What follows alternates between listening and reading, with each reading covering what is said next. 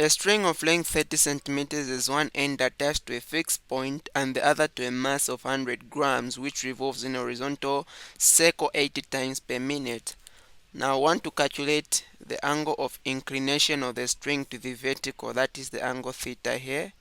That is the vertical. So if we are told to find the angle to the horizontal is here, that would be the angle. So that is the vertical. And we asked also to determine the tension in the cord. Alright. Now the first thing that we want to do is to understand the information which we have. We've been told that the mass was revolving around the horizontal circle 80 times per minute. Now what does that mean? So we've been given the angular speed. Angular speed is given as 80 times. Times here can be represented as or interpreted as cycles. So 80 times per minute, let's convert this to radians per second. Of course, times, which is just cycles, in one cycle, that is one time, we have got 2 pi radians. So a complete cycle has got 360 degrees, that is 2 pi radians. And then, so this time and the time cancels out. We have got a minute on top, in the bottom here. So I'm going to put a minute on top. We know that in 1 minute we have got 60 seconds. And the minute with that minute cancels. So our unit remains radian per second. The 0 here can cancel with the 0 here. And a 2 here can cancel with a 2 there, and we're going to remain with a 3. So on top we have got 8 times pi, which is 8 pi. In the bottom we have got 3, so that will be radians per second. So this is our angular speed. Now we need also to determine the free body diagram for the information which we have here. Of course, we've been given a string like that. There is a mass here attached. Now what are the forces? If we want to make a free body diagram, what are the forces acting on this string, on this bob? The first force we can determine is the mass or the weight of this mass, which is mg. And we all know we have got tension in this rope, tension which supports the mass here. And this makes an angle theta there, so I can make this angle here come here, the angle theta there. And now I'm going to break the tension into components. So we have got a y component of the tension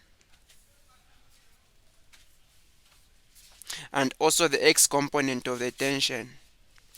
We can see the angle is here and it is pointed in that direction, so that means the x component of the tension is opposite to the angle, and opposite we are going to just say tension sin theta. That is because when we are talking about sin theta is given by opposite, which will be this side, let's call it x, over hypotenuse. The hypotenuse is here because it's making 90 degrees on this point. So to find x is going to give us tension. We just multiply this to sin theta. That is why I've just said t sin theta. So that will be the x component. Well, if the x component is tension sin theta, then the y component is going to be tension cos theta. As we can see, this side here is adjacent to the angle, so we're going to use cos. And these two sides are parallel, that means they're equal in magnitude. So these are the forces which we have. Now first, working with the forces in the y direction, we have got net force in the y being equal to what is going up. We have got tension cos theta. We are going to remove what's going down, that is mg. And because it is not moving in the vertical, it is just moving horizontally, that means the net force is 0 in the y, and that will be tension cos theta minus mg. The mass of this bulb is 100 grams, which will divide by 1000 to convert it to kg, so that will be 0.1 kg. Gravity, that is 9.8. So this will give us t cos theta minus 0.98. I can just take this term the other side, so that will give us 0.98 being equal to t cos theta. So let me just put it here. T cos theta is equal to 0.98. And we are going to go in the x direction. Well, this mass is moving around a circle in that manner. So there is always a force which tries to pull it towards the center of the circle, and that is the centripetal force. Now in this case, the force which is pulling it towards the center of the circle, in other words, the centripetal force, is due to the x component of the tension. We can see they are in the same direction.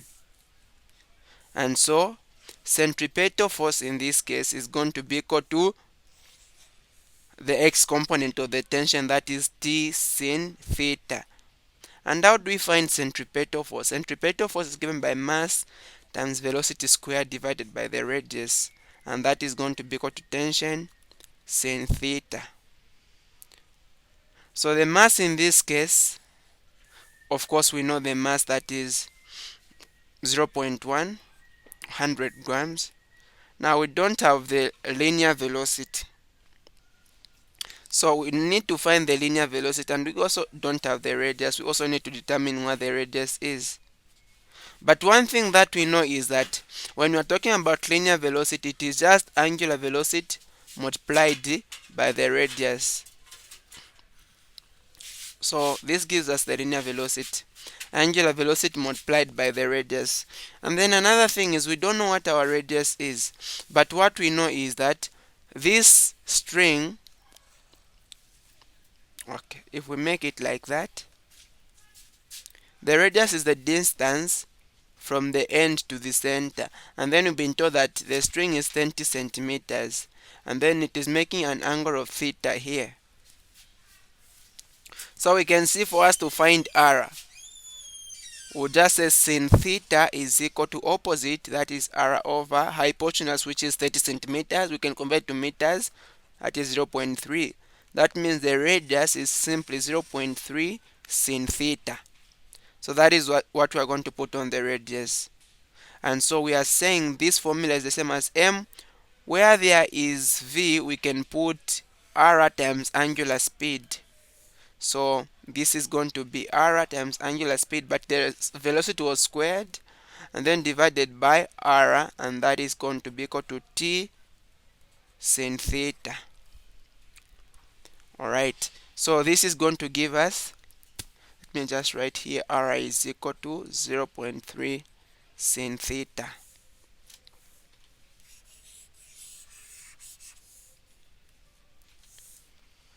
We can substitute our mass. Our mass is 0.1 there.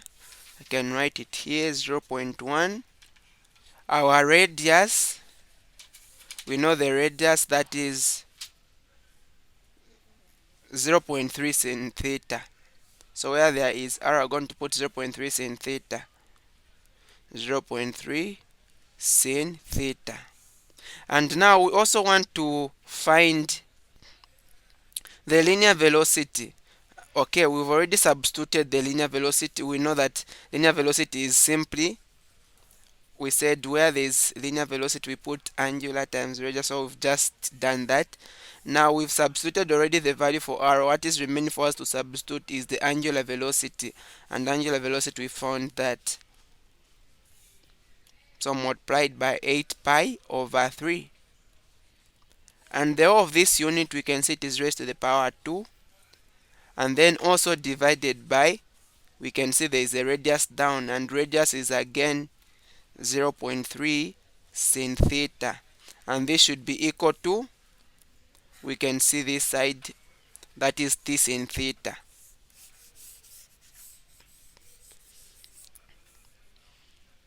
Alright, so we have got t sin theta.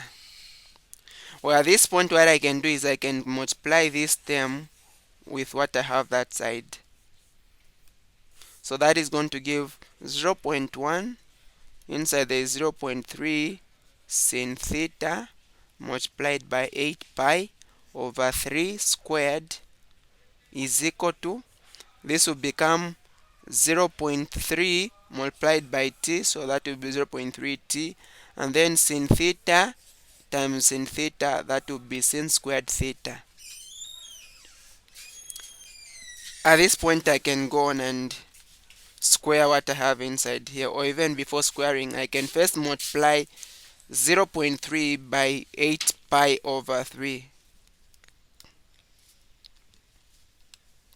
So 0.3 by 8 pi over 3, that is 2.51, and then I'm going to square that value. Okay, so that is giving 0.1, and then this is 6.3165468. Even the sin was inside, so the sin is also going to be squared, and this is going to be equal to 0.3 t sin squared theta. Now you can see that both sides has got sin squared theta, so the sin squared theta cancels out. Well, if I want to remain with tension, I'm going to divide both sides by 0.3.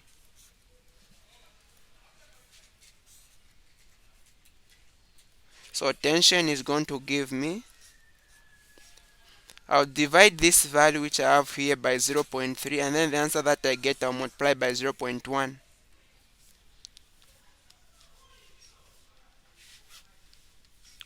So that is giving a tension of 2.1055. This is tension, it is in Newton. So that is the tension in the rope. Now what is remaining is we found the tension in the rope, but what will be the angle of inclination theta? From just the equations which we wrote earlier, we are going to get one and use it to find the angle of inclination. From what we wrote, we saw that we are getting t sin theta being equal to the centripetal force. This is what we saw. The x component was equal to the centripetal force. And then another thing that we saw is that when we are talking about the forces in the y we found that t cos theta was giving us mg, was equal to mg, and mg, that was 0.98. So this was giving us t cos theta being equal to 0.1 times 9.8, that was 0.98.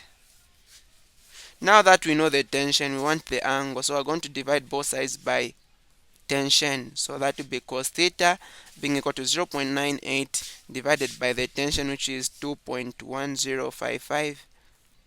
And so that will give us cos theta being equal to, okay, 0.98 divided by 2.1055, that is about 0.4654. To remain with theta, we're going to take the cosine inverse of 0.4654,